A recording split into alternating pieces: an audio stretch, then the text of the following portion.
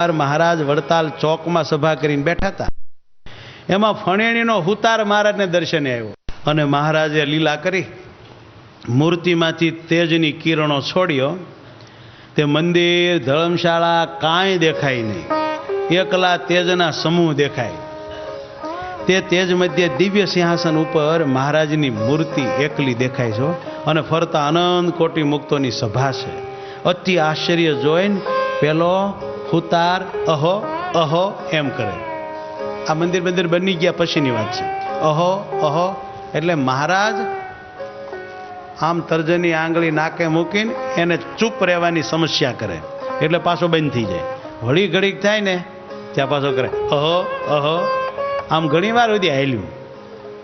આ લીલા જોવા બધા મગ્ન થઈ ગયા, પણ કોઈને ગમ પડી નહીં શું થાય છે. તે નારૂપંત નાનાને વિચાર થયો કે આમ કેમ થાય છે. એણે ગોપાલ સ્વામીની પડખે આવીને પૂછ્યું, સ્વામી બોલો શું એમ કરે છે?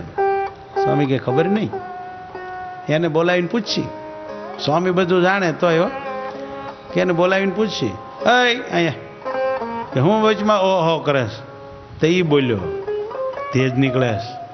આમ ઝળહળ સિંહાસનમાં મહારાજ બેઠા. હવે મહારાજ તો અહીંયા સામાન્ય ને મોટું સિંહાસન છે, કોટાન કોટી મુક્તો છે. એવી એને અનુભવની વાત કહી. પછી નારૂપંત નાનાને ગોપાલ સ્વામી કે આવા અનંત ઐશ્વર્યો આ પ્રગટ ભગવાન પુરુષોત્તમમાં રહ્યા છે, આમાં કાંઈ આશ્ચર્ય નથી.